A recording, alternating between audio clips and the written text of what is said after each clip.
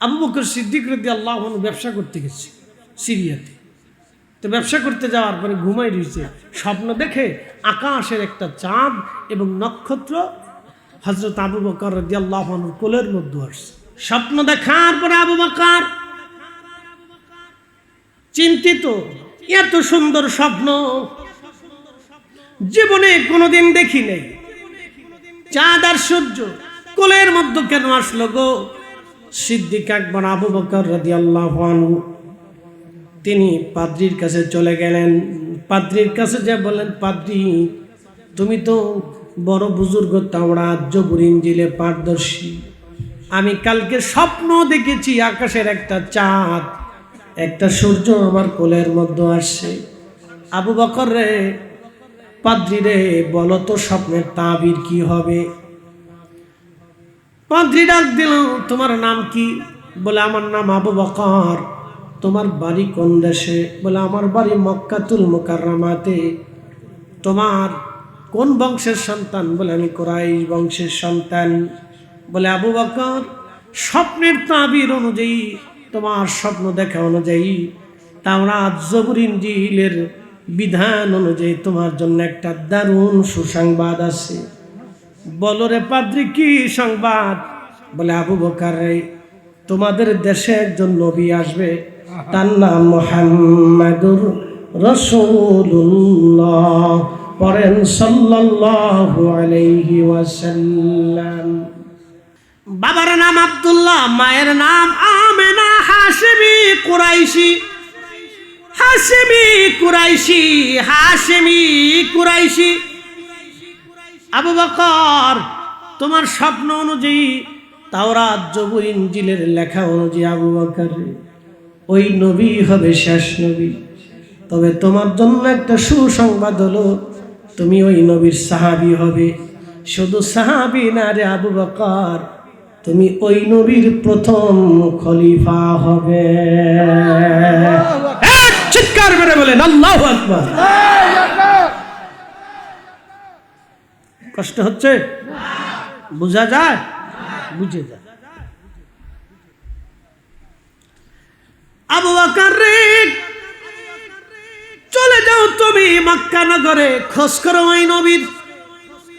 হযরত আবু বকর বললেন, আমি বিষয়টা গোপন রাখলাম, কারোর কাছে প্রকাশ করি নাই, কারণ বিষয়টা প্রকাশ করা যাবে না। কিছুদিন পরে দেখি আমারই সাথী, আমি যার সাথে বড় হয়েছি, হযরত আবু বকর নবীজির মাত্র 2 বছরের বয়সের বড় ছিলেন। হযরত আবু বকর বললেন, দেখলাম আমাদের ভিতরে আমাদের মুহাম্মদুর রাসূলুল্লাহ সাল্লাল্লাহু আলাইহি সাল্লাম কোরআনের দাওয়াত দিতেছে, ঈমানের দাওয়াত দিচ্ছে। ঠিক তখনই আমি হাঁটতে হাঁটতে আমার রসুলের দরবারে চলে গেলাম, বাড়িতে সালাম দিলাম। নবী আমার মুস্কি মুস্কি আসে, আবু বকর তুমি আসছো?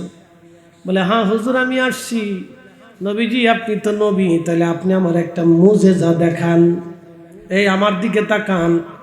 আবু বকর বলতেছে, হুজুর আপনি আমার একটা মুজেজা দেখান। নবীজি বলেন, আবু বকর রে, তুমি আমার মুজেজা কি দেখতে চাও?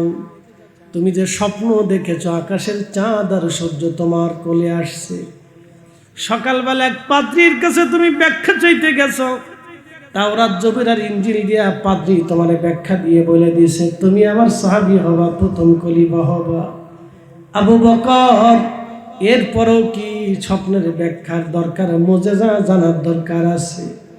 আবু বকর বলেন, হুজুর আর মুজেজা দেখা লাগবে না, আপনি আমারে পড়ায় দেন মধুর কালেমা লা ইলাহা ইল্লাল্লাহু মুহাম্মাদুর রাসূলুল্লাহ সাল্লাল্লাহু আলাইহি ওয়াসাল্লাম। একবার জোরে বলা যাবে কি মারহাবা? এ নাটোরবাসী মনোযোগ দিয়ে কথাগুলি শুনবেন। প্রিয় উপস্থিতি, এইভাবে যদি আমি বলি সারা রাত পার হয়ে যাবে। আমার রসুলের জিন্দেগি আমি কিভাবে আপনারা বললে যে বুঝবেন? বলতেছিলাম, যদি কোনোদিন মদিনাতে যান, মসজিদে নববীর ভিতরে যদি ঢুকেন আপনি, একটা জায়গা আছে, রওজাতুম মিন রিয়াজিল জান্নাহ। নবীজি রওজা শরীফ থেকে একেবারে মিম্বার শরীফ পর্যন্ত একটা জায়গা, এই জায়গার নাম রিয়াজুল জান্নাহ। যদি কোনোদিন এই রিয়াজুল জান্নাতে আপনি দোয়া করেন তাহলে বুঝবেন আপনি খোদার জান্নাতে বসে বসে দোয়া করেন। যদি কোনোদিন এইখানে নামাজ পড়েন তাহলে বুঝবেন আপনি খোদার জান্নাতে নামাজ পড়েছেন। আস্তে হয়ে গেল না? জোরে বলেন আল্লাহু আকবার। বলে কারণ কি? কারণ কি? হারাম শরীফে 360 জন নবীর মাজার আছে। মুতাফের ভিতরে হাজিরা কাবা শরীফের চারপাশে যেখানে তাওয়াফ করে, এই মুতাফের ভিতরে 360 জন নবীর মাজার আছে। নবীরা কাবা শরীফকে ভালোবেসে আর কাবা থেকে যান না, এখানেই তাদের কবর হয়েছে। সাইয়েদনা ইসমাইল আলাইহিস সালাতু ওয়াস সালামের মাজার কাবার দরজা বরাবর। এই নাটোরবাসী শুনিয়া যান, কত নবীরা কত কোনখানে ঘুমানো আমরা জানি না, কিন্তু হারামে সব নবীরা আসলো। 2,24,000 নবী হারাম শরীফ তাওয়াফ করলো, রিয়াজুল জান্নাহ হলো না। বাইতুল আকসাকে কেন্দ্র করে 70,000 নবী দুনিয়াতে আসছে, অথচ বাইতুল আকসার ভিতরে আপনি কোনো রিয়াজুল জান্নাহ পাবেন না।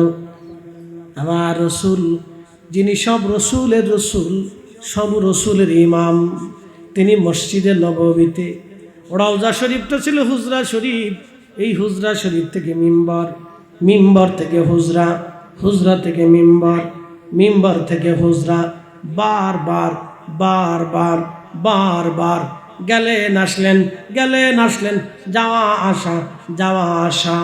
আল্লাহ ডাক দিলেন, হাবিব আপনি বারবার এই জায়গা ঘুরলেন, গেলেন আসলেন, নবীজি এই জায়গা টুকরা আমি রিয়াজুল জান্নাহ বানাই দিলাম, আল্লাহর বেহেশতের টুকরা বানাই দিলাম। আপনি রিয়াজুল জান্নাহ কিয়ামতের ময়দানে বেহেশতের জান্নাতুল ফিরদাউসের উচ্চ মাকামে এই জায়গাটুকু আমি আল্লাহ বরাদ্দ করে দিলাম। একবার আওয়াজ তুলে বলা যাবে কি মারহাবা?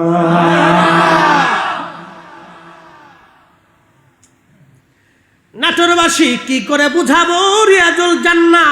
প্রথম মিম্বর, আর একটা মিম্বর আছে আবু বকরের মিম্বর। প্রথম নবীজির যে মিম্বর শরীফ, যেই মেহরাব, যেই মেহরাবে নবীজি নামাজ পড়তেন, ওই মিম্বর শরীফের নিচে যদি কোনোদিন যান তো ভালো করে লক্ষ্য করবেন আর খুব মহাব্বতের নজর দিয়ে তাকাবেন। হে মিম্বর, তোমার উপরে আমার নবীজি দাঁড়াইতেন। হে মিম্বর, তোমার নিচে একটা কাষ্ঠখণ্ড আল্লাহর নবী দাফন করে রাখছে, এই কাঠের নাম উস্তুনে হান্নানা। এই কাঠের নাম উস্তুনে হান্নানা। এই কাঠের উপরে হেলান দিয়ে নবীজি খুতবা দিতেন। সাহাবীরা বলেন, ইয়া রাসূলুল্লাহ, আপনি যদি বলেন নতুন মিম্বর আপনার জন্য বানায় নিয়ে আসি। নবীজি একটা মরা কাঠের সঙ্গে আপনি হেলান দেন, কষ্ট হয়। নবীজি বললেন, সাহাবীরা নিয়ে আসো। নতুন মিম্বর নিয়ে আসা হলো। পরের জুমাতেই মিম্বরে নবীজি দাঁড়িয়ে গেলেন, খুতবা শুরু হলো। শত শত সাহাবী মসজিদে নববীতে বসা, কোথার থেকে কান্নার আওয়াজ আসে না, কিন্তু নবীজির পিছন দিক থেকে কান্নার আওয়াজ আসে। ডুকরিয়ে ডুকরিয়ে মানুষ কান্না করলে যেমন আওয়াজ হয়, ওইভাবে কান্নার আওয়াজ আসে। সাহাবীরা একজন আর একজনের চেহারার দিকে তাকায়, দেখে রে কেউ তো কান্না করে না গো, কিন্তু নবীজির পিছন দিক থেকে কান্নার আওয়াজ আসে। কিসে কান্না করে?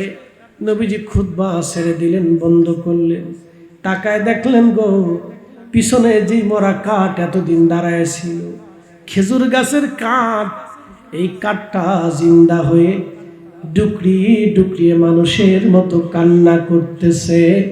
একবার ধরে বলা যাবে আল্লাহু আকবার। না না, হাত উঁচা করে বলেন আল্লাহু আকবার। চিৎকার করে বলেন না ইয়া রাসূলুল্লাহ।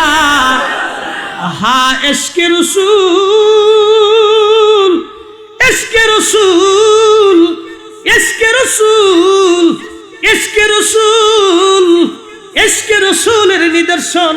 আপনি যদি মসজিদে নববীতে রিয়াজুল জান্নাতে একবার যেতে পারবেন, দ্বিতীয়বার কোনো হাজিরার যাওয়ার এখন আর সুযোগ নাই। জীবনে একবার হজে একবারই সুযোগ, একবার উমরাতে একবারই সুযোগ। যদি কোনোদিন ওইখানে যান, দেখবেন প্রিয় নবীর মিম্বর শরীফের নিচে একটা কাষ্ঠখণ্ড আল্লাহর নবী দাফন করলেন। এই কাষ্ঠখণ্ডটা কান্না করে ডুকরিয়ে ডুকরিয়ে মানুষের মতো। নবীজি বললেন, কাঁদো কেন? উস্তুনে হান্না নারী, কে জন্য তুমি কাঁদো? উস্তুনে হান্নানা ডাক দিল, নবীজি কাঁদি, বিরহ বেদনা সহ্য করতে না পেরে কাঁদি, বিরহ বেদনা সহ্য করতে না পেরে কাঁদি। আমি জানি প্রেমে পাগল সে তো মদিনাম, প্রেমানলে পুড়ে মরি, ওগো প্রেমানলে পুড়ে মরি, ওহে রব্বানা। আমি জানি প্রেমে পাগল সে তো মদিনা, আমি জানি প্রেমে পাগল সে তো মদিনা। উস্তুনে হান্নানা কাঁদে। নবীজি বললেন, কাঁদো কেন? বলে, হুজুর বিরহ বেদনা সহ্য করতে না পারে কাঁদি। নবীজি বললেন, এরে উস্তুনে হান্নানা, তোমার আবার কিসের বিরহ বেদনা বলো? উস্তুনে হান্নানা বলো, তোমার আবার কিসের বিরহ বেদনা? বলে, হুজুর আমি জানি আপনি নতুন মিম্বর এনেছেন, নতুন মিম্বরে আপনি দাঁড়াবেন। আমি উস্তুনে হান্নানার সাথে হেলান দিয়ে খুতবা দিয়েছেন, এতদিন আমার সাথে হেলান দিয়েছেন, বুঝেছি ইয়া রাসূলুল্লাহ আর কোনোদিন আপনি আমার সাথে হেলান দিবেন না।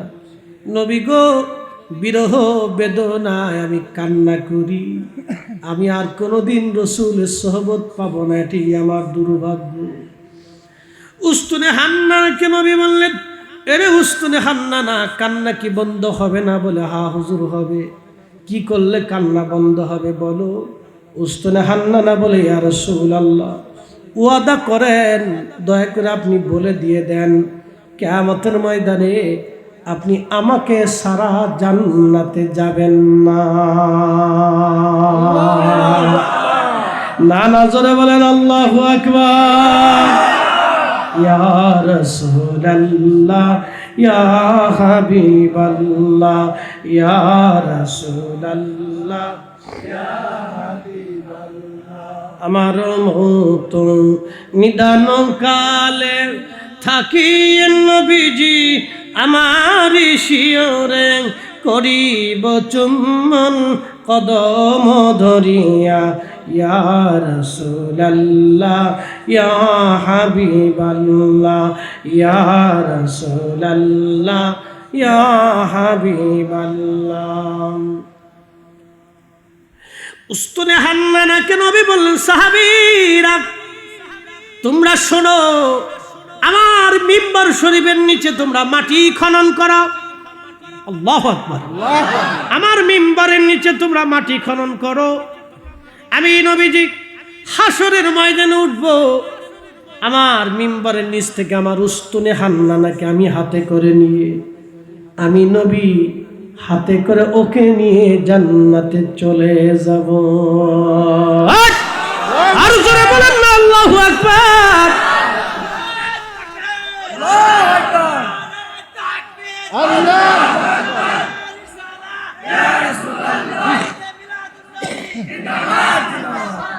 আমি ওই নবী পাইয়া খুশি, কথা কর না কেন? ওই নবী পাইয়া আমি খুশি। আমি খুশি হব না তো খুশি হবে কে? আমি খুশি হব না তো খুশি হবে কে? আমরা খুশি হব না তো হবে কে? ওই নবীর প্রেমের মাহফিল হবে না তো হবে কি? উস্তুনে হান্নানা দেখেন প্রেমের কি দলিল। আহা, রসুলের এশকে রসুলে একটা মরা কাঠের জীবন এসে গেল। এশকে রসুলে মরা কাঠের জীবন এসে গেল। শুধু জীবন না, মরা কাঠের জবান এসে গেল।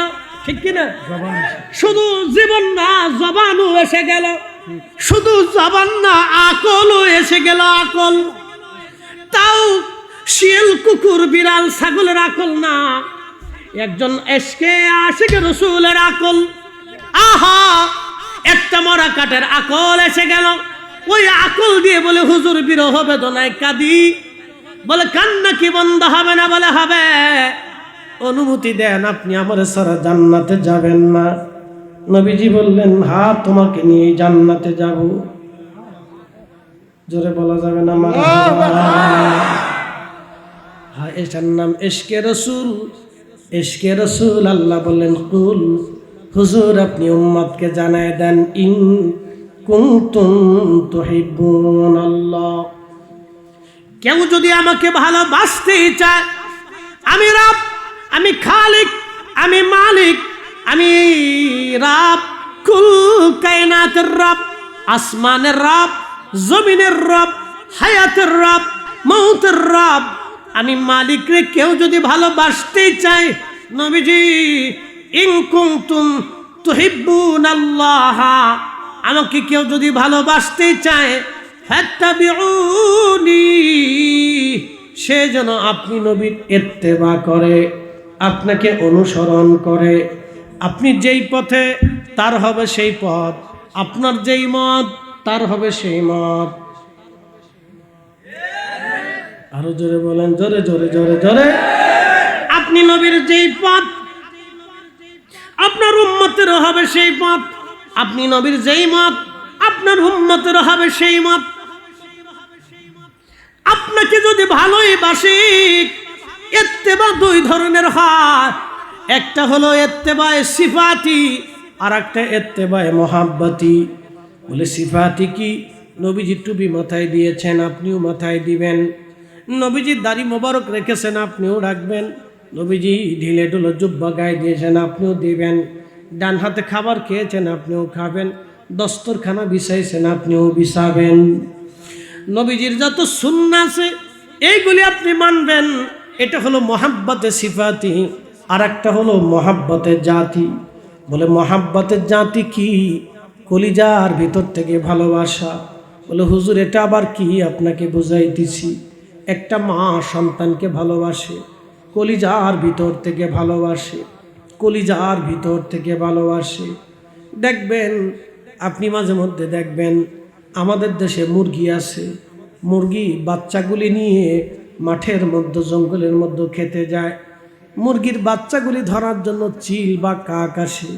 তখন ওই মুরগিটা একটা ডাক দিয়ে তার সমস্ত বাচ্চাগুলিকে তার পাখনার নিচে এনে সেভ করে। কারণ ওই মুরগিটা কলিজার ভিতর থেকে বাচ্চাদেরকে ভালোবাসে। আপনি একটা গরুর বাচ্চা হয়েছে, আপনার বাড়ির গাভী, এই গাভীর বাচ্চাটাকে আপনি কোলে করে সারা আপনার এই বনগ্রাম দিয়ে যদি আপনি হাঁটেন, অথবা আপনার এই এলাকা দিয়ে যদি, দাড়িকুশি এলাকা দিয়ে যদি আপনি হাঁটেন, দাড়িকুশি পার হয়ে যদি আপনি ওই যে আপনার কি বলে জোনাইল পর্যন্ত চলে যান, বা বড়গ্রাম পর্যন্ত চলে যান, আপনি যাবেন, আপনার গাভীর রশি ছেড়ে দিবেন, গাভীটা আপনার পিছে পিছে যাবে। গাভী কিন্তু আপনার মায়ায় যাবে না। আপনি গাভীর বাচ্চা নিয়ে যদি নদীর মধ্যে নামেন, গাভীটাও নদীর মধ্যে ঝাঁপ দিবে। গাভী আপনার পাগল না। জিজ্ঞেস করবেন গাভীরে, আমার পিছে পিছে তুমি কেন আসো? গাভী বলবে, মালিক তুমি আমার বাচ্চারে কোলে নিয়ে হাঁটো, আমি আমার বাচ্চারে ছাড়া বাঁচতে পারবো না, কারণ আমি আমার বাচ্চারে কলিজার ভিতর থেকে ভালোবাসি। সারা নাটোর ভরেও যদি আপনি হাঁটেন, গাভীর মা, বাচ্চার মা, গাভীটা পাগল পারা হয়ে আপনার পিছে পিছে দৌড়াবে, কারণ ও তার বাচ্চাকে ভালোবাসে। কেন ভালোবাসে? কলিজার গভীর থেকে বাচ্চাকে ভালোবাসে। মুসলমান, কলিজার গভীর থেকে নবীকে ভালোবাসার নাম মুহাব্বতের জাতি। এই ভালোবেসে হযরত ওয়াসাল কারনী দাঁত ভেঙে ফেলেছে। এই ভালোবেসে গসলুল মালাকা হানজালা ফরজ গোসল বাদ দিয়ে উহুদের ময়দানে যে শহীদ হয়েছে, এটা ভালোবাসতে যাই হযরতে তালহা উহুদের ময়দানে, উহুদের পাহাড়ের পাশে কাফেরদের ৭৯টা আঘাত সহ্য করেছে। এই ভালোবাসতে যাই হযরত বেলাল পিঠের চামড়াগুলি তার কাফেররা পিটি পিটি তুলে ফেলে দিয়েছে। তারপরে হযরত বেলালের ভালোবাসা কেউ কেড়ে নিতে পারে নাই। চিৎকার মেরে জোরে বলেন না মারহাবা। নাটোরবাসী মনোযোগের সাথে শুনবেন। মহাব্বতে জাতি, মহাব্বতে জাতি, কলিজার ভিতর ভাষা। ফাত্তাবিউনি, যদি ভালোবাসো, ইউহিব্বুকুমুল্লাহ, আল্লাহ তোমাকে ভালোবাসবে। একসাথে বলবেন না মারহাবা। কে ভালোবাসবে? ভালোবাসার বিনিময়ে ভালোবাসা, এহসানের বিনিময়ে এহসান, খাবারের বিনিময়ে খাবার, নেকের বিনিময়ে জান্নাত। একসাথে করেন না মারহাবা। নেকের বিনিময় কি? জান্নাত। নেকের বিনিময় জান্নাত, নেকের বিনিময় জান্নাত, আমলের বিনিময়ে দোয়া, ক্ষমা প্রার্থনার বিনিময়ে ক্ষমা। আপনি ক্ষমা চাবেন, ক্ষমা পাবেন, চাবেন না, পাবেন না। রাহমাতুল লিল আলামিন হযরত বেলাল রাদিয়াল্লাহু আনহু মার খাইতে খাইতে পিঠের চামড়া শেষ নাই, তো মদিনাতে গেলেন হিজরত করে। মদিনাতুল মুনাওয়ারা যাওয়ার পরে দীর্ঘদিন নবীজির সোহবতে কাটাইলেন। আজান দিলেন মসজিদে নববীতে। যদি কোনোদিন যান, যদি কোনোদিন মসজিদে নববীতে যান, হযরত আবু বকর রাদিয়াল্লাহু আনহুর যে মিম্বার আছে, এই মিম্বার বরাবর পিছনের দিকে একটা ছোট্ট এইরকম আপনার একটা ছাদ দেখবেন। মসজিদে নববীর ভিতরে আর একটা ছাদ, এরকম একটা ছাদ দেখবেন, এই স্টেজের মতো বরাবর হবে, টাইল দিয়ে সুন্দর করে পাথর করে বানানো। এই ছাদটা ছিল নবীজির দরবারে একজন সাহাবী, মহিলা সাহাবীর একটা বাড়ি ছিল। এই বাড়ির ছাদের উপরে দাঁড়াইয়া মুয়াজ্জিন রাসূল হযরত বেলাল আজান দিতেন। একবার জোরে বলা যাবে কি মারহাবা? তখন এটা মসজিদে নববীর বাহিরে ছিল। বনু নাজ্জার গোত্রের এক মহিলা সাহাবীর ছাদ ছিল, এটা উঁচু ছাদ। এই উঁচু ছাদের উপরে দাঁড়াইয়া মুয়াজ্জিন রাসূল হযরত বেলাল আজান দিতেন। আজও পর্যন্ত সেই ছাদ সংরক্ষণ করে রাখা হয়েছে। ওই ছাদের উপরে দাঁড়ায় এখনো মুয়াজ্জিনরা আজান দেয়। মসজিদে নববীর মুয়াজ্জিনরা ওইখানে দাঁড়ায় এখনো আজান দেয়। দেখবেন আজানের সময় যদি আশেপাশে থাকেন, লক্ষ্য করে দেখবেন ওইখানে দাঁড়ায় মুয়াজ্জিন আজান দিচ্ছে। সুন্নতে বেলালি, সুন্নতে বেলাল, হযরত বেলাল যেইখানে দাঁড়ায় আজান দিয়েছিলেন নবীর মুয়াজ্জিন কিয়ামত পর্যন্ত ওইখানে দাঁড়ায় আজান দিবে। একসাথে বলবেন না মারহাবা। আমার বাস্তব দেখা তথ্য আপনাদেরকে দিয়ে গেলাম। আজ শুধু ওয়াজ করে যাই নাই, একবারে বাস্তব মসজিদে নববী আপনাকে আজকে ঘোরায় ঘোরায় দেখাইলাম। সারা মদিনা যদি আমাকে ঘোরায় ঘোরায় আজকে ওয়াজ শোনান তো সারা রাত চলে যাবে। কোন জায়গা কি আছে আমি এখানে বসে বসে আপনাদের সামনে ওয়াজ করে করে করে করে শোনাবো, দেখাবো অমুক জায়গা, ওই জায়গায় অমুকটা আছে। বন্ধু খুব মনোযোগ দিয়ে শুনবেন। হযরতে বেলাল আজান দিতে লাগলেন। প্রেম আসলো এত পরিমাণে, নবী বিহনে বেলালের বাঁচার আর কোনো সম্ভাবনা নাই। কিন্তু খোদার আইন, চলে যেতে হবে সব নবীকে আল্লাহর দরবারে। ডাক এসে গেল আমার নবীর, ডাকে সাড়া দিলেন। অনেক লম্বা ওয়াজ, সারা মদিনায় কান্নার রোল পড়ে গেল। বেলাল পাগল পারা হয়ে গেলেন। নবী নাই, কোনো সাহাবী এটা মানতেই পারতেছেন না। হযরত বেলাল বিমর্ষ হলেন। আজান দেওয়া বন্ধ করে দিলেন, আজান দেওয়া বন্ধ করে দিলেন। হযরত বেলাল আজান বন্ধ। হায় হায়, হযরত বেলাল বলে দিলেন আমি আর কখনো আজান দিতে পারবো না। তারিখের মধ্যে আসছে, তারিখের মধ্যে এসেছে নবীজির ইন্তেকালের পরে বেলাল আর কখনো আজান দেন নাই। আজান দিতে পারতেন না, তিনি সহ্য করতে পারতেন না। আবু বকর, ওমর, উসমান, আলী রিদওয়ানুল্লাহি তাআলা আজমাইন সাহাবীদেরকে বলে দিলেন, সাহাবীরা রে, আমাকে জোর করবে না, আমি আর কখনো আজান দিতে পারবো না।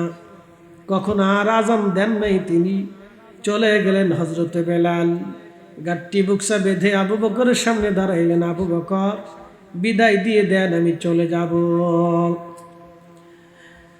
ইমাম জাইলাই নাসপুর রায়ের মধ্যে তিনি বিশুদ্ধ সনদে লেখেন, হযরত আবু বকর বললেন, বেলাল রে, তোমাকে না বললাম নবীর মসজিদে আজান দিতে? বলল, না হে আবু বকর, আমার দ্বারা সম্ভব হবে না, আর আমি কখনো আর আজান দিতে পারবো না, আমার বিদায় দাও। হযরত আবু বকর কাছ থেকে বিদায় নিয়ে গেলেন। বেলাল চলে গেলেন সিরিয়া, দামেস্কে চলে গেলেন। হযরতে বেলাল দামেস্ক সিরিয়াতে ঘুমিয়ে আসেন। বহুদিন পরে আমার নবীজি স্বপ্নে বেলালের ঘরে তশরিফ আনছেন। নবীজি স্বপ্নে যাওয়ার পরে বেলাল স্বপ্নে নবীজিকে সালাম দিলেন। আল্লাহর নবী ডাক দিলেন, বেলাল রে, তুমি আমার সাথে কেন জুলুম করতেছো রে বেলাল? বেলাল রে, কতদিন হলো তুমি আমার জিয়ারতে আসো না? বেলাল রে, কতদিন হলো তুমি আমার জিয়ারতে আসো না? যদি কোনোদিন মদিনায় যাওয়ার সুযোগ হয়, রওজা শরীফের সামনে দাঁড়ায় যদি সালাম দেন, তাহলে বুঝবেন আল্লাহ রসুল আপনাকে দেখতেছে। আপনি যদি রসুলের পাশে দাঁড়িয়ে সালাম দেন, তাহলে জানবেন নবী আপনাকে দেখে, আল্লাহ রসুল আপনার সালাম শুনে, আল্লাহ নবী আপনার সালামের জবাব দেয়। আপনি যা যা বলেন আল্লাহ নবী তাই শোনে। হযরত বেলাল স্বপ্ন দেখে নবী বললেন, বেলাল রে, এমন জুলুম কেন শুরু করছো? আসো আমার জিয়ারতে তুমি চলে আসো। হযরত বেলালের ঘুম ভেঙে গেল। সকালবেলা তিনি রওনা হয়ে গেলেন। সুদূর সিরিয়া থেকে হযরত বেলাল রওনা দিয়ে মদিনাতুল মুনাওয়ারা আসলেন। যখন মদিনায় ঢুকলেন তখন ছিল তাহাজ্জুদের সময়। রওজা শরীফ তখন কাঠের জালি দিয়ে ঘিরে রাখা ছিল, বিল্ডিং টিল্ডিং ছিল না তখন। আল্লাহ নবীর হুজরা মুবারক খেজুরের পাতার ছাউনি, মাটির দেওয়াল। হযরত বেলাল রওজার পাশে বসে গেলেন। রওজা শরীফের ধুলাবালিগুলি মাথার মধ্যে তিনি মাখাইতেছিলেন। রওজা শরীফের জালি মুবারকের সঙ্গে মাথা ঠেকাইয়া বেলাল গুন গুন করে কান্না করে, নবীজি গোলামকে আসতে বলেছিলেন, গোলাম আপনার কদম মুবারকে হাজির হয়ে গেছি। হুজুর, আমি আসছি, আপনি আমাকে আসতে বলেছিলেন, আমি হাজির হয়ে গেছি। হযরতে বেলাল বসে বসে কান্না করতেছিলেন। নতুন মুয়াজ্জিন এসে দেখতেছে মুয়াজ্জিনে রাসূল হযরত বেলাল বসে বসে কান্না করে। নতুন মুয়াজ্জিন ডাক ডাকে, সাহাবীরা শুনছুনি, নবীর মুয়াজ্জিন বেলাল আমাদের মাঝে ফিরে আসছে। সারা মদিনা থেকে সাহাবীরা দৌড়ে দৌড়াইয়া মসজিদে নববীতে রওজা শরীফের পাশে দাঁড়ায় দেখে বেলাল কাঁদতেছে। আবু বকর কাঁদে, ওমর কাঁদে, উসমান কাঁদে, আলী কাঁদে। সাহাবীরা ডাক দেখে, বেলাল রে, আজান দাও, কতদিন তোমার আজান শুনি না। নবীর মুয়াজ্জিন ডাক দেখে, সাহাবীরা রে, নবীর ইন্তেকালের পরে আমি পণ করেছিলাম আমি আর কোনোদিন আজান দেব না। আমি কারে আজান শোনাবো? যিনি আজান শুনে নামাজ পড়াইতে আসবে তিনি তো আমাদের মাঝে নেই। যিনি আমার আজান শুনে আমার কাছে আর নামাজে দাঁড়াবে তিনি তো নেই। আমি কার জন্য আজান দিব গো বলো তোমরা? আমি আর আজান দিতে পারবো না, তোমরা আমাকে আজান দেওয়াইও না। সাহাবীরা বলল, দেখো হাসান আর হুসাইন দুইজন ছোট মানুষ, নবীর দৌলদুলাল আওলাদ, ওরা আসেনি। ওরা যদি বলে তাহলে বোন বলে বেলাল আজান দিবে। সাহাবীরা দৌড়ায় চলে গেলেন মসজিদে নববীর বরাবর 7 নম্বর গেট, বাবু সালামের পাশে 7 নম্বর গেট। এইখান দিয়ে বরাবর যদি আপনি একটু হেঁটে হেঁটে যান, দূরে দেখবেন একটা মসজিদ আছে, মসজিদে আলী। এটা মসজিদে আলী না, এটা ছিল হযরত ফাতেমাতুজ জাহরার বাড়ি। এই বাড়িতে হাসান হুসেনকে নিয়ে ফাতেমা থাকতেন, আলী থাকতেন। সাহাবীরা দৌড়ে চলে গেলেন, হাসান হুসেন রাদিয়াল্লাহু আনহুমাকে নিয়ে আসছেন। আনার পরে হাসান হুসেন দৌড়ায় আসছে। হযরত বেলাল রওজা শরীফে এত সময় বসে বসে কাঁদতেছিলেন, এখন উঠে আসলেন। ইমাম হাসান দেখতে নানার মতো দেখা যাইতো, আমার নবীজির চেহারা পেয়েছিলেন ইমাম হাসান হুসাইন। দুইজনকে দেখা হযরত বেলাল দৌড়াই ইমাম হাসানকে জড়ায় ধরে বুকের মধ্যে মাথা ঠেকায় গুনগুন করে কান্না করতেছিল। দুই ভাইকে জড়িয়ে ধরে বেলাল কান্না করে। ইমাম তাকিউদ্দিন সুবকি ইয়াশিমাউ সাকানের মধ্যে তিনি লিখতেছেন, ঠিক তখনই ইমাম হাসান ডাক দেখো, নানার মুয়াজ্জিন কতদিন তোমার কণ্ঠে আজান শুনি না, যে কণ্ঠ দিয়ে নানার আজান শুনে আজ আমরাও সেইভাবে আজান শুনে আমাদের কলিজা ঠান্ডা বানাইয়া যাও। হযরত বেলাল দৌড়ে গেছে সেই ছাদের উপরে, যে ছাদের উপরে দাঁড়াইয়া বেলাল আজান দিতেন, ওইখানে দাঁড়ায় গেলে আল্লাহু আকবার, আল্লাহু আকবার, আল্লাহু আকবার, আল্লাহু আকবার। আজানের টান যখন দিছে রে, আজানের টান দেওয়ার সাথে সাথে মদিনার ঘর বাড়ি থেকে মহিলারা, বাচ্চারা, শিশুরা, বৃদ্ধরা বের হয়ে দৌড় মারছে। বেলাল আসছে, নবীর মুয়াজ্জিন আসছে। বেলালের আজানের কণ্ঠ শোনা যায় রে। আহা, সেই দিন হযরত বেলাল রাদিয়াল্লাহু আনহু আজানের আওয়াজ পাই মদিনার সব সাহাবী ঘর থেকে বের হয়ে দৌড়ায় দৌড়ায় মসজিদ নববীতে আসে। সব সাহাবী কান্না করতেছিল। ইমাম সুবকি কিতাবের মধ্যে লেখে, এমন কোন ব্যক্তি নাই মদিনাতে না কান্না করেছিল। আহা, মদিনাতে কান্নার রোল পড়ে গেল। সাহাবীরা যেখানে সেখানে বসে বসে কান্না করতেছিল। শুধু একটা রব ছুটে গেল, সবার মুখে মুখে আওয়াজ এসে গেল, নবী বুঝি ফিরে আসছে রে, নবী বুঝি আমাদের মাঝে ফিরে আসছে। আজকে এতদিন পরে নবীর মুয়াজ্জিনের আজান শোনা যায়। যে আজান শুনিয়ে নবী নামাজে আসতো, সেই মুয়াজ্জিন আজকে আজান দেয়, নবী বুঝি ফিরে আসছে রে, নবী বুঝি ফিরে আসছে। সারা মদিনায় কান্নার রোল। আশহাদু আন্না মুহাম্মাদুর রাসূলুল্লাহ বলে যখন টান দিছে, ইমাম সুবকি কিতাব শিফাউস সাকামের মধ্যে তিনি লেখে রে, মদিনার মাটি থরথর থরথর থরথর করে কেঁপে উঠছে। মুয়াজ্জিনের রাসূল, আশিকের রাসূল বেলাল অজ্ঞান হয়ে জমিনের মধ্যে পড়ে গেছে, বেহুশ। মদিনার মাটি থরথর থরথর করে কেঁপে উঠছে। পৃথিবীর কারো আজানে কোনোদিন মাটি কাঁপে নাই, জমিন কাঁপে নাই। একজন মুয়াজ্জিন যার আজানে দুনিয়ার মাটি পর্যন্ত থরথর করে কেঁপেছিল, তিনি বেলাল।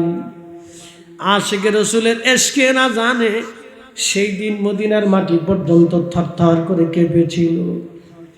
হযরত বেলালের হুঁশ ফিরে আসছে। রওজা শরীফের পাশে দাঁড়ায় বেলাল কাঁদে, বলে, হুজুর আমি মদিনায় থাকবো না, বিরহ বেদনা আমার আর সহ্য হয় না গো, আমি চলে যাব।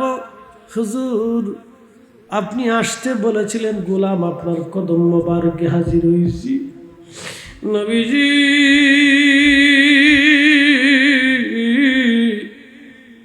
আমি আজান দিছি, আগে আজান দিলে নামাজে আসতে, আজকে আজান দিছি আপনি আসেন নাই, আমি জানি আর মদিনায় আমার থাকা সম্ভব হবে না গো নবীজি, বিদায় নিচ্ছি। বিদায় নিয়ে বিরহ জানা প্রেম জ্বালা নিয়ে হযরত বেলাল চলে গেলেন।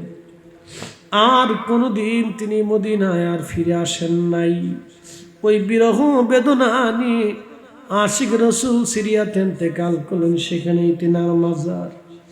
আহা, এই জন্য ইশকে রাসূল আলাদা এক নিয়ামত, দলিল দিয়ে ইশকে রাসূল হয় না গো বাবাজি। ইশকে রাসূল আল্লাহ যারে কবুল করে তার কালবের মধ্যে আল্লাহ ঢেলে দেয়। আল্লাহ আমাদেরকেও কবুল করে নেন, জোরে বলেন আমিন। উহুদ পাহাড়ের উপরে উঠে উহুদের গায়ে হাত দিয়ে বলবেন, উহুদ রে তুই জান্নাতি পাহাড়, কেন? এ উহুদ, তুই রসুলকে ভালোবাসতি, আর রসুল বলেছে, নবী বলে তোমাকেও ভালোবাসতো। উহুদ শুনে রাখো, আমি রসুলের উম্মত, নবী যেহেতু তোমাকে ভালোবাসছে, আমি উম্মত হয়ে উহুদ তোমাকে ভালোবাসি। যদি কোনোদিন উহুদে যান তো উহুদের দিকে তাকায় দেখবেন এটা জান্নাতের পাহাড়। ইমাম ইবনে শিব্বা তারিখ ইবনে শিব্বার ভিতরে লিখেছেন আলা আবাবিল জান্নাহ, উহুদ হচ্ছে জান্নাতের পাহাড়। এটা জান্নাতের দরজার সামনে আল্লাহ রেখে দিবে। জান্নাতীরা ঢোকার সময় জান্নাতের দরজার ডান পাশে দেখবে উহুদ দাঁড়ায় দিছে। আসতে হয়ে গেল না? আরো জোরে। উটের নাম কাসুয়া। নাম কি? জোরে বলে। উটের কি কোনো শরীয়ত আছে? তরিকত আছে? মারেফত আছে? নামাজ আছে? রোজা আছে? হজ আছে? যাকাত আছে? কিচ্ছু নেই। প্রিয় নবী বললেন, আমার উম্মতেরা তোমরা শোনো, কাসুয়া আমাকে ভালোবাসে, আমি কাসুয়াকে ভালোবাসি। আমি কাসুয়ার পিঠে চড়ে হিজরত করেছি। শোনো, আমি মেহেশরের মাঠে আমার কাসুয়ার পিঠে চড়ে আমি ফুলসিরাত পার হইয়া আমি কাসুয়াকে নিয়ে বেহেশত চলে যাব। ভালোবাসার ঝগড়া করতে হয় না, রসুলের ভালোবাসা নিয়ে ঝগড়া করতে হয় না। যারা রসুলের এশক নিয়ে ঝগড়া করে, আমি মনে করি সে বুকা। কি কথা ঠিক কিনা? সে কি বুকা? বুকা বুকা, অনেক বড় বুকা। প্রিয় উপস্থিতি হাজিরিন, যদি কোনোদিন মদিনাতুল মুনওয়ারাতে যাওয়ার সুযোগ আপনার হয়, তাহলে আপনি চলে যাবেন রিয়াজুল জান্নাহ। ও নাটোরের মুসলমান, যদিও আপনাদের উত্তরবঙ্গে আমার আসা যাওয়া হয় না, আমার বন্ধুরও সময় কম হয়, উত্তরে আসাটা সময়ের ব্যাপার আমাদের কম হয়, কারণ উত্তরের জনগণ আমাদেরকে সুযোগ কম পায়। এত পরিমাণে ওই অঞ্চলে প্রোগ্রাম করে শেষ করতে পারি না। প্রত্যেক দিন সিজনে মিনিমাম 2টা প্রোগ্রাম থাকে, 3টাও থাকে, 4টাও থাকে। আমার বন্ধু আজিজি হুজুর জানে, সিলেটে 2 ভাই একসাথে মাহফিল করি এখনো। সিলেটিরা এত পরিমাণে মাহফিল তারা দেয়, প্রত্যেক গ্রামে 3-4টা মাহফিল হয়, প্রত্যেক এলাকা ভিত্তিক মাহফিল হয়। এমনও প্রোগ্রাম জোহরের নামাজের পরে হয় আপনাদের এলাকায়। জোহরের পরে কেউ মাহফিলে বসতে চায় না। আমরা জোহরের পরে ওয়াজ করি, মাগরিবের পরে ওয়াজ করি। আজকে আপনারা যতগুলি মানুষ এখানে বসে আছেন, এই মানুষগুলি তো মাগরিবের নামাজের সময় আমাদের সামনে বসে থাকে। এতগুলি মানুষ মাগরিবের রক্তে বসে থাকে। অনেকে কাজের দোহাই দিছে, কেউ আবার খিচুড়ি খেয়ে চলে গেছে। খাইছি যেহেতু তার বসিতে লাভ নেই, এই জন্য তাবারক আগে দিতে হয় না, এটা লাস্টের জন্য বরাদ্দ রাখতে হয়। বাঙালি তো সুযোগ সুবিধাবাদী বাঙালি, বুঝছেন না? খাওয়ান পাইলে এটা আর বসে রাখা যায় না। খাইছি যেহেতু তার মাহফিলে বসে থেকে লাভ নেই, জায়গা আসসালামু আলাইকুম, পরে দেখা হবে না। এই কাজ জীবনে আর কোনোদিন, আগামী বছর মাহফিল দিলে খাবার আর কোনোদিন দিবেন না। যদি না খেয়ে মরেও যায়, তখন তুই মরে থাকো, অসুবিধা নেই। তোমার এই মাঠে জানাজা পড়ামো তো খাবার দেবো না তোমার। হ্যাঁ, খাবার লাস্টে একবারে তাবারকের ডেক্সি উল্টাবেন, মুনাজাতের আগে, এর আগে না, এর আগে দিবেন না, কোনোদিনও দিবেন না। বাঙালি খুব চালাক, বিরাট সুবিধাবাদী। এরা দুনিয়ার যেখানে যায় সেখানে খালি সুবিধা তালাশ করে। এরা মসজিদও সুবিধা তালাশ করে। আমি চিন্তাতেছি এরা কিয়ামতের মাঠেও কোনো সুযোগ সুবিধা খুঁজবো কিনা আল্লাহ জানে। এরা হাসনের মাঠেও সুযোগ খুঁজবো, দেখি কোনো রাস্তা আছে কিনা, কোনো সুযোগ ফালানোর আছে কিনা দেখি। খুব চালাক এরা। এই জন্য আর তাবারক আগে দিবেন না, আগামী বছর থেকে একবারে শেষে দিবেন। একবারে ফোন করবেন, একবারে নিয়ত করে রাখবেন যে লাস্টে স্যার 1 প্যাকেটও দেবো না। হ্যাঁ, এই চিন্তা করবেন, আগামী বছর থেকে আগে দিবেন। কারণ পবিত্র মিলাদুন নবীর মাহফিল পৃথিবীর যেখানেই হয় সেখানে খাবার দাবার আছে। একসাথে বলবেন না মারহাবা। আমি কয়েকদিন আগে মালয়েশিয়া সফরে ছিলাম, তো মালয়েশিয়ার কেফং মাহফিল শেষ করে আমি গেছি মালাক্কাতে। মালাক্কাতে যাওয়ার পরে মালাক্কার প্রথম মসজিদ, চাইনিজ মুসলিমদের প্রথম মসজিদ, শত শত বছর বয়স। এই মসজিদে এখন একটা দোস্ত মিনারা আছে, এখন একটা মিনারা আছে মাটি দিয়ে, তারপরে আপনার কাঠ দিয়ে, তারপরে গাছের গুঁড়ি দিয়ে বানানো, এখনো সেই মিনারা আছে। ওই মিনারার উপরে দাঁড়াইয়া মুয়াজ্জিন আজান দিত। মারহাবা বলবেন না? এখন আমাদের মুয়াজ্জিন আজান কোথায় দেয়? জোরে বলে, মসজিদের ভিতরে। কথা কন না, কোন জায়গা দেয়? মসজিদের। যখন মাইক ছিল না তখন কোন জায়গা দিছে? না, জোরে কন, আরো জোরে কন। আজকে একটা বেদাত শিখে দিয়ে যায়। খালি মিলাদুন নবীর মাহফিল শুনলে অনেকে খালি বেদাত বেদাত করে শিখলে, আজকে একটা বেদাত দেখাই দিয়ে যায়। এত বছর মসজিদের বাইরে আজান দিলেন, মাইক আসার পরে ভিতরে ঢুকলেন কে? কথা কন না কে? জোরে বলে। এ সুবিধাবাদ কি বাদ? মাইক পেয়ে মসজিদে হান্দাইছেন কে? এটা জঘন্য বেদাত। কিন্তু দুঃখের বিষয় এই বেদাতের মাসালা কেউ দেয় না। খালি নবীর মিলাদের মাহফিল আসলে তখন খালি চিল্লাপাল্লা করে, কে ভাই এগুলোর দরকারটা কি? আজকে যদি এই ছেলেপেলেরা, এই যুবকরা, এলাকাবাসী এই মাহফিলটা না দিত, আপনারা কোথায় থাকতেন? বাড়ি থাকতেন, টেলিভিশনে থাকতেন, দোকানে থাকতেন, গল্পে থাকতেন, খুশাখুশি, লাঠালাঠি, গালাগালি, পাঁচড়াপাঁচড়ি। কি কথা ঠিক আছে না ভাই? তো এই মাহফিলটা হওয়ার কারণে কিছু সময় হলেও আপনাকে আল্লাহ বেহেশতের বাগানে বসার সুযোগ দিছে। তাহলে মাহফিল কি চলবে না বন্ধ হবে? না না, হাত উঁচা করে বলে চলবে। চলবে নি? আল্লাহ কবুল করুন।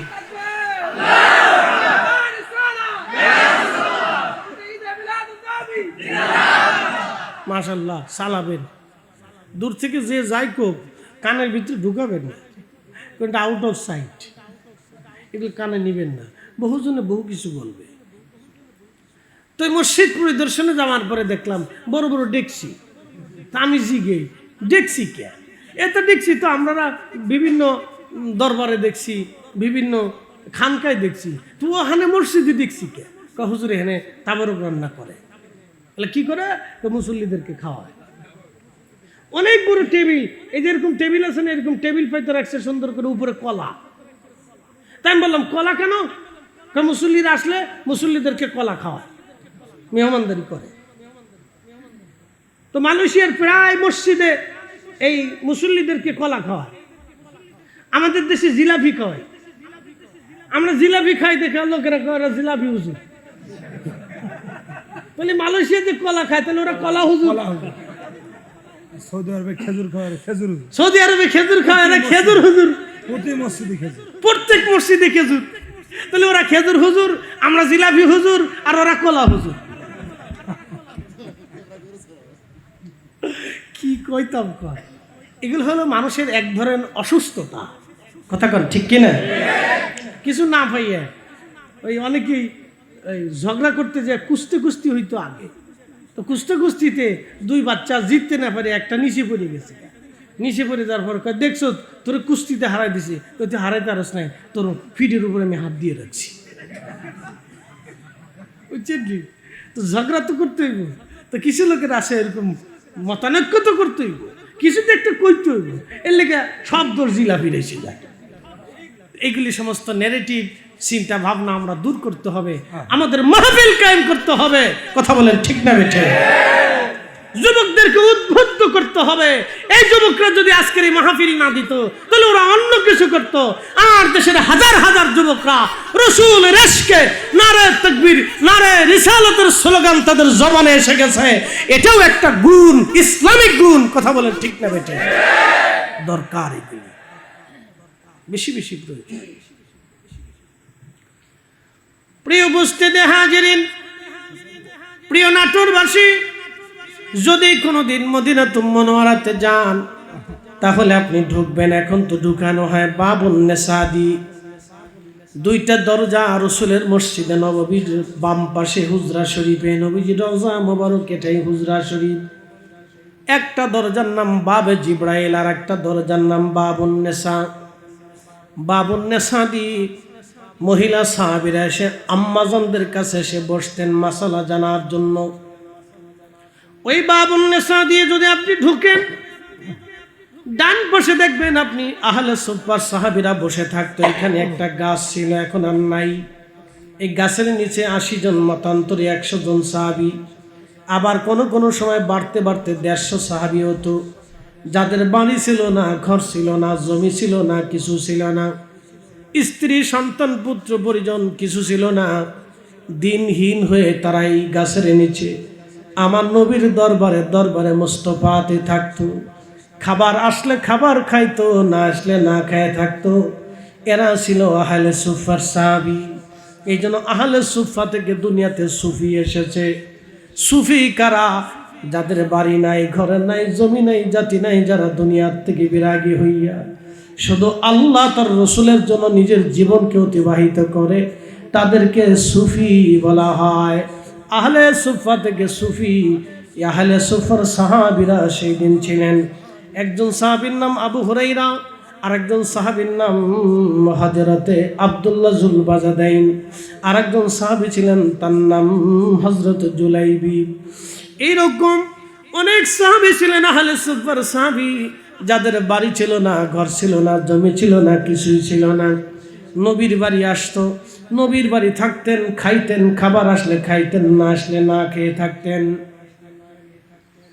আল্লাহ রসুলের দরবারে 3 দিন পর্যন্ত কোনো খাবার নাই। সাহাবীরা খুব কষ্টের মধ্যে আছে। আবু হুরায়রা বললেন, ক্ষুধার যন্ত্রণায় আমি পেটের মধ্যে পাথর বেঁধে কাপড় দিয়ে চেপে ধরে রাখছি। 3 দিন ক্ষুধার যন্ত্রণা আমি সহ্য করতে পারি না।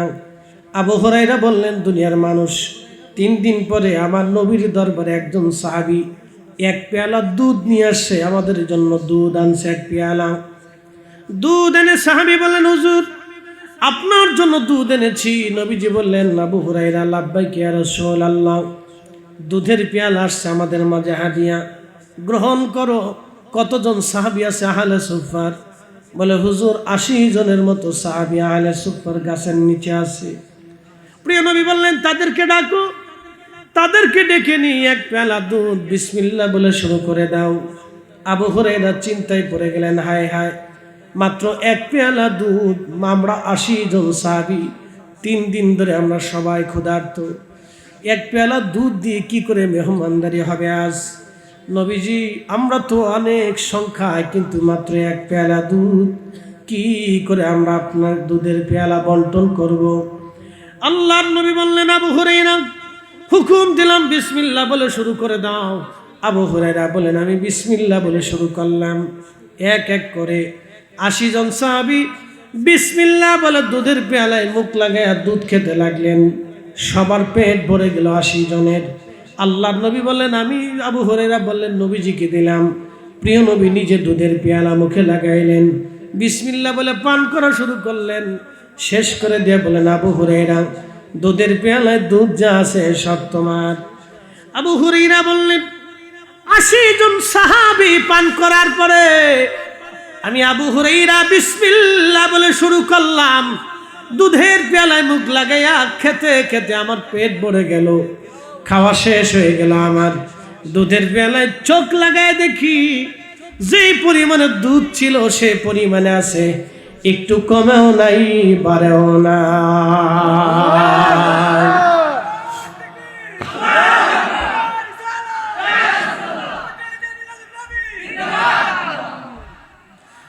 নাটোরের মুসলমান বড়াই গ্রামবাসী, 1 পেয়ালা দুধ 80 জন সাহাবীর মধ্যে বন্টন হয়ে গেল। প্রিয় রসুলের বারগাহে দরবারে মুস্তফাতে মসজিদে নববীতে সাহাবীরা খেজুরের কাঁধিগুলি কেটে কেটে নিয়ে খেজুর গাছের খেজুরের কাণ্ডের সাথে ঝুলিয়ে রাখতেন, খুঁটির সাথে ঝুলিয়ে রাখতেন। সাহাবীরা মন চাইলে খেতেন, না হলে না খেতেন। সাহাবীরা দুধ খেজুরগুলি খুঁটির সাথে ঝুলিয়ে রাখতেন ক্ষুধার্ত সাহাবীদেরকে খাওয়ানোর জন্য। আজকে আপনারা কেন বেদাত বেদাত বলে চিল্লে ফতোয়া দিয়ে মুসলমানের রিজিক আপনি নষ্ট করেন? মনে রাখবেন, রিজিক নষ্ট করার দায়িত্ব আমার না, খাওয়ানোর মালিক আমি না, মালিক তো আল্লাহ। আমার রব বলেছেন, ওয়াতারযুকু মান তাশাউ বিগাইরি হিসাব।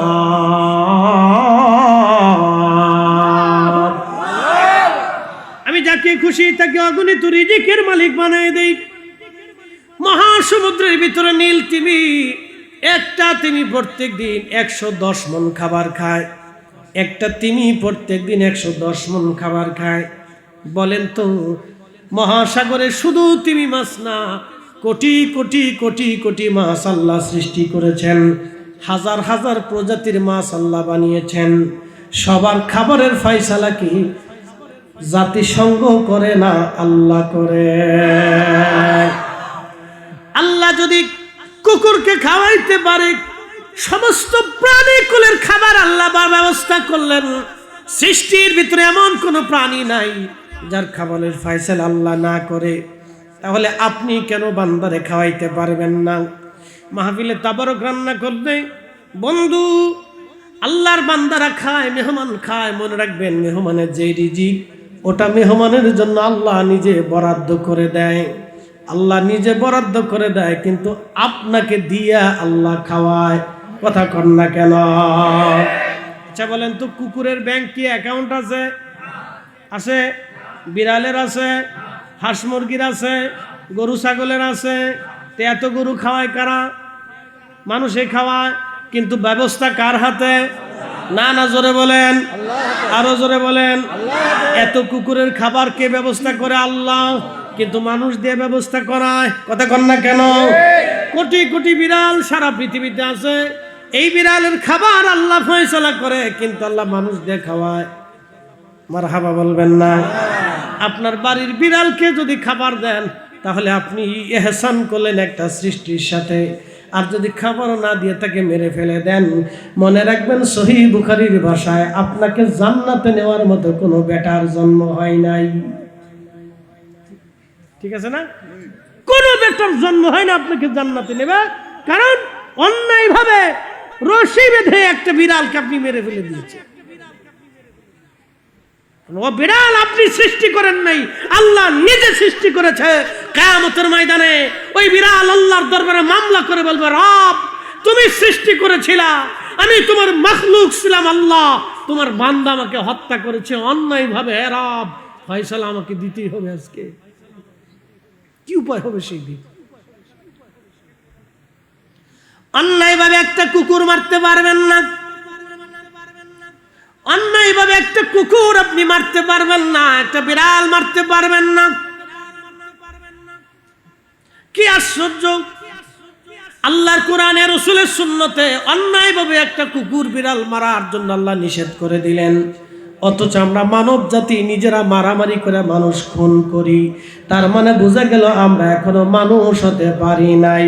কথা কন না কেন? মানুষ হইয়া ভবেতে আসিয়া মানুষের করিলাম কি? আমি নবী না মানিলাম, কি যে ভুল করিলাম। নবী না মানিলাম, কি যে ভুল করিলাম। ভস্মে ডালিলাম ঘি। মানুষ হইয়া ভবেতে আসিয়া মানুষের করিলাম কি? এ নাটোরবাসী, কুকুরে কুকুরে মারামারি হয়, এক কুকুর আর এক কুকুরকে মার্ডার করে না। বিড়ালে বিড়ালে মারামারি হয়, এক বিড়াল আর এক বিড়ালকে মার্ডার করে না। মোরগে মোরগে মারামারি হয়, এক মোরগ আর এক মোরগকে মার্ডার করে না। গরু গরু মারামারি হয়, এক গরু আর এক গরুরে মার্ডার করে না। কিন্তু মানুষে মানুষে মারামারি হয়, এক মানুষ আর এক মানুষকে খুন করে। কথা কন না কেন? ঠিক কিনা? তার মানে বোঝা গেল, যারা খুন করে মারামারি করে তারা এখনো মানুষ হতে পারে না।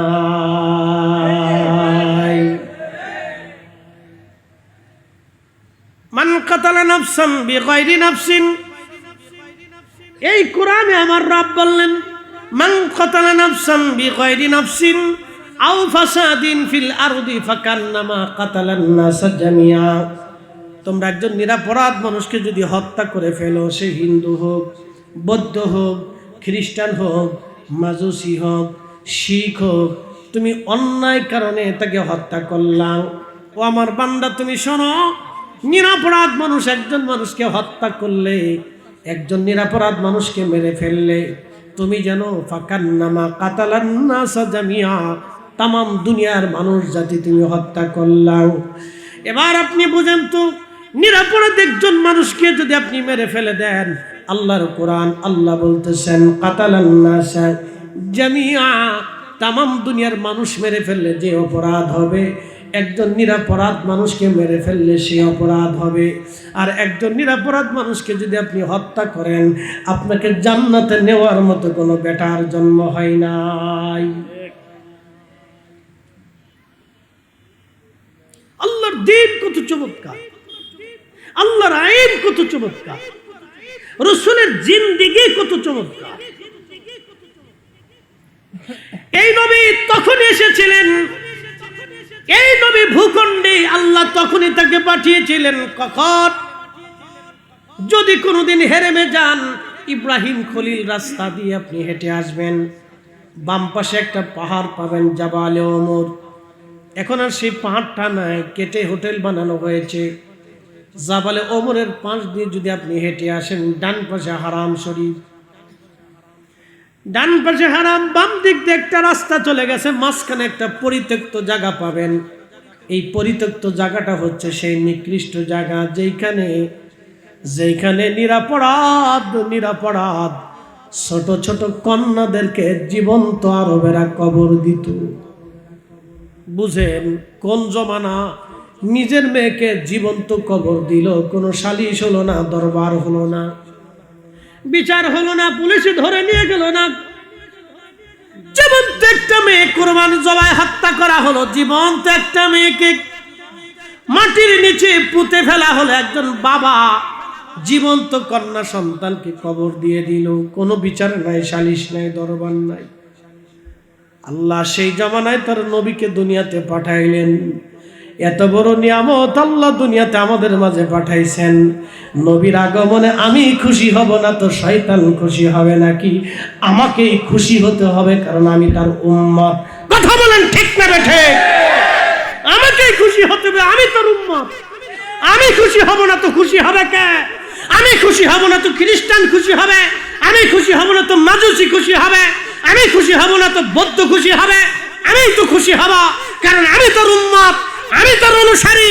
তিনি আসার কারণে আমরা অন্ধকার থেকে আলো দেখেছি, আমরা জাহান্নাম থেকে মুক্তি পেয়েছি, আলোর দিশা পেয়েছি।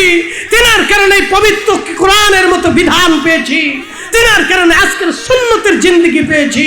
তো আমি খুশি হব না তো খুশি কে হবে? এজন্যই তো ঈদে মিলাদুন নবী। কথা বলেন ঠিক না বেঠিক? আমি খুশি হব না তো খুশি কি হবে? এই অন্ধকার জাতিকে তিনি মুক্তির রাস্তা দেখিয়েছেন, তো আমি খুশি হব না তো খুশি কি হবে? প্রিয় উপস্থিতি, নাটোরের মুসলমান মনোযোগ দিবেন। আমাকে খুশি হতে হবে, কারণ আমি উম্মত। আমি উম্মত, উম্মত মানে অনুসারী। আমি খুশি হব না তো খুশি হবে কে? আমি তো বেশি খুশি হব। সন্তান জন্ম হলে বাবা মা খুশি হয়, কি কথা ঠিক আছে না? সন্তান জন্ম হলে কে খুশি হয়? বাবা মা খুশি হয়ে যায়। কারণ আল্লাহ তার নসলে সুম্মা জাআলা নাসলাহু মিন সুলালাতিন মিন মাইন মাহিন, আল্লাহ আমার নসলে একটা সন্তান দিয়েছে, আমার বংশ, আমার প্রদীপ আল্লাহ দিয়েছে। এই জন্য মা খুশি হয়ে যায়, বাবা খুশি হয়ে যায়। যদিও মায়ের অনেক কষ্ট হয়, কিন্তু মা খুশি হয়, কারণ ওই সন্তান মায়ের রেহেম থেকে দুনিয়াতে আসছে, মা খুশি হয়। সন্তান মাকে পেয়ে খুশি হয়। দেখবেন বাচ্চাটা মা ছাড়া থাকতে পারে না।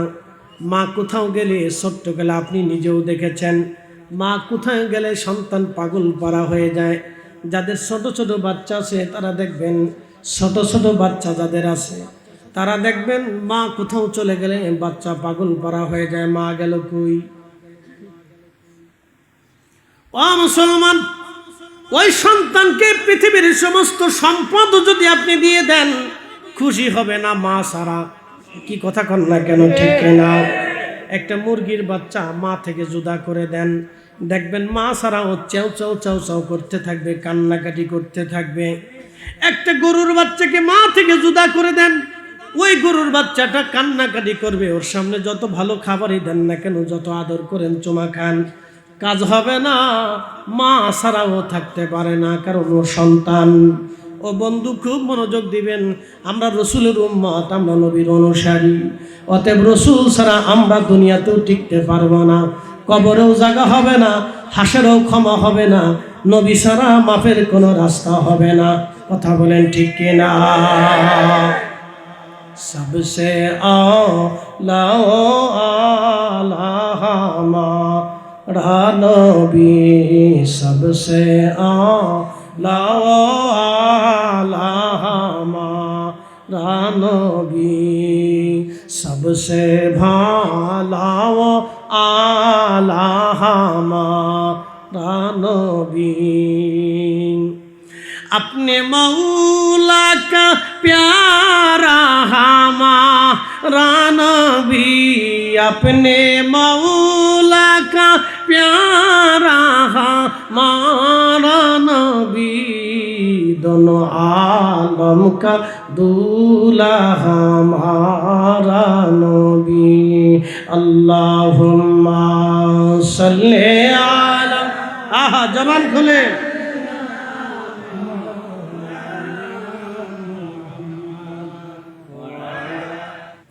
বন্ধু, খুব মনোযোগ দিবেন।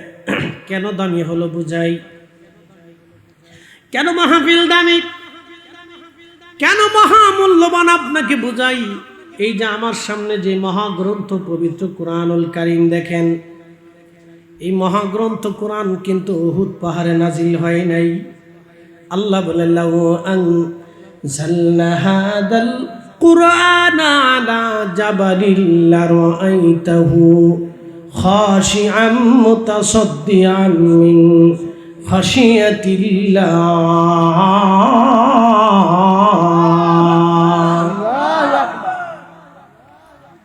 এই কোরআন যদি আমি পাহাড়ে নাজিল করতাম হাবিব, আপনি দেখতেন এই পাহাড় খানা আমি ক্ষুধার ভয়ে গলে গলে মিসমার হয়ে যাইত।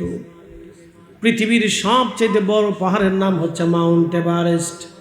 উচ্চতা 29,000 ফিট, 29,000 ফিট উচ্চতা পাহাড়। এই পাহাড়ে যদি কোরআন নাজিল হতো, খোদার ভয়ে কোরআন পাহাড় গলে গলে মিসমার হয়ে যাইত। এই কোরআন নাজিল হলো আমার রসুলের কাল মুবারকে, নবীজির কাল মুবারকে কোরআন আসলো। জিবরাইল আমিন কখন আসলেন সাহাবীরা দেখলেন না, কখন কোরআন কালবের মধ্যে জমা হলো, কেমনে আসলো সাহাবীরা দেখলেন না।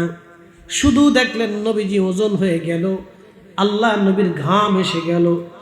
প্রিয় নবীজির শরীর মোবারক থেকে অঝোর ধারায় ঘাম বের হতে লাগতেছে, সাহাবীরা দেখলো।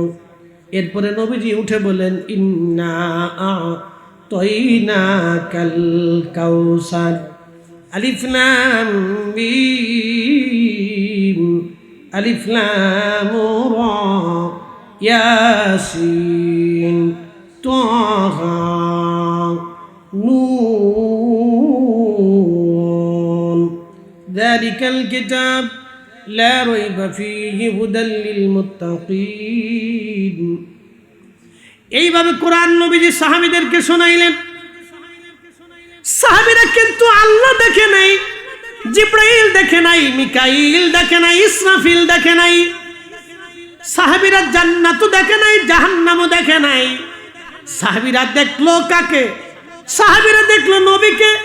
আবু বকর, ওমর, উসমান, আলী, তালহা, জুবাইর, আব্দুর রহমান ইবনে আউফ, সাদ বিন আবি ওয়াক্কাস, সাইদ ইবনে জুবাইর, আবু উবাইদা ইবনে জাররাহ, এইরকম রিদওয়ানুল্লাহি তাআলা আলাইহিম আজমাইন দামি দামি সাহাবী, আশারে মুবাশশিরিন, খুলাফায়ে রাশিদিন, আসহাবুন নবী, সোয়া লক্ষ নবী, সোয়া লক্ষ নবীর সাহাবী, সোয়া লক্ষ সাহাবী।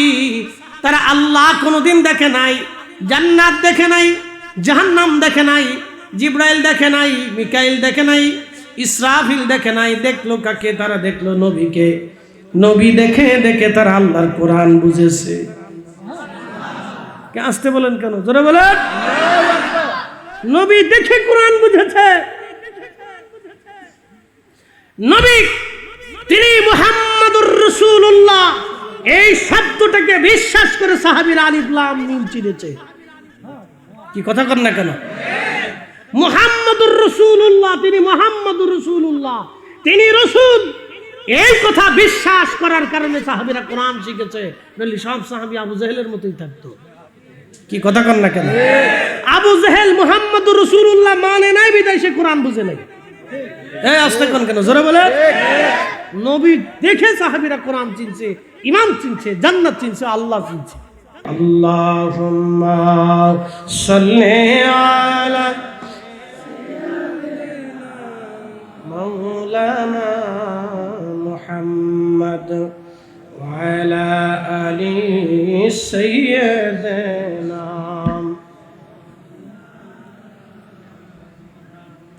একটু জবান খুলে জিকির করেন আল্লাহ আল্লাহ আল্লাহ আল্লাহ আল্লাহ আল্লাহ আল্লাহ আল্লাহ।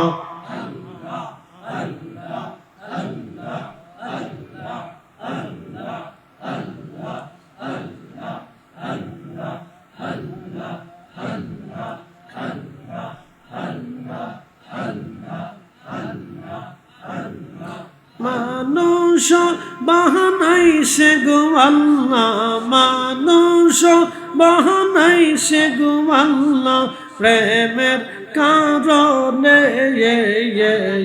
প্রেমের ডোরে বান্ধরে মদিনার শানে।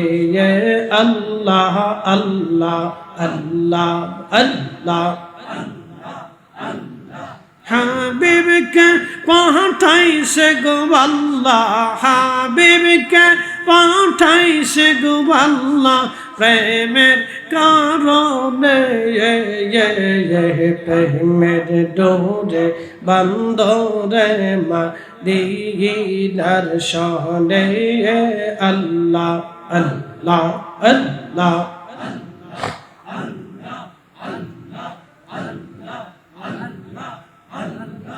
আল্লাহ বানাইলেন কত জাতি, হইল না তার প্রেম প্রীতি, অবশেষে মানুষ বানায়, অবশেষে মানুষ বানায় প্রেমের কারণে প্রেমের ডোরে বান্ধরে মদিনার শানে। আল্লাহ আল্লাহ আল্লাহ আল্লাহ। জবান খুলে আওয়াজ তুলে হাবিবকে পাঠাইছে গো আল্লাহ, হাবিবকে পাঠাইছে গো আল্লাহ, প্রেমের কারণে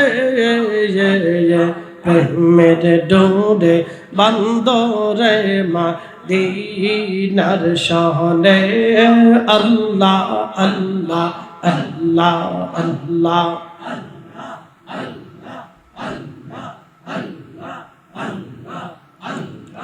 আল্লাহ বানাইলেন আসমান জমিন, আর বানাইছেন রাত্র বার দিন। হাবিবকে পাঠাইলেন গো আল্লাহ, মানুষ বানাইছেন গো আল্লাহ, প্রেমের কারণে প্রেমের ডোরে বান্ধরে মদিনার শানে। আল্লাহ আল্লাহ আল্লাহ আল্লাহ।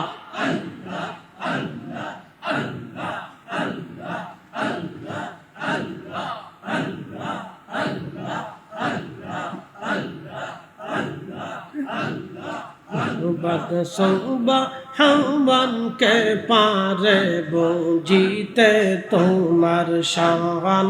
আল্লাহ আল্লাহ জিন্দাকে মারিতে পারো, জিন্দাকে মারিতে পারো, মহরার পারো দিতে জান তুমি, মহরার পারো দিতে জানকে পারেব জিতে তোমার শান।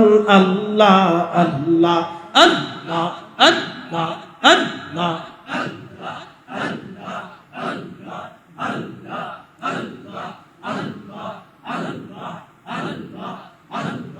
তোমার দোস্ত হাবিবুল্লাহ আগে তার বানাইয়া নূরের রূপে তৈয়ার করে রাখছো তারে লুকাইয়া। তো পাক সৌবা হাওয়ানকে পারেব জিতে তোমার শান। আল্লাহ আল্লাহ জবান খোলে আওয়াজ তোলে।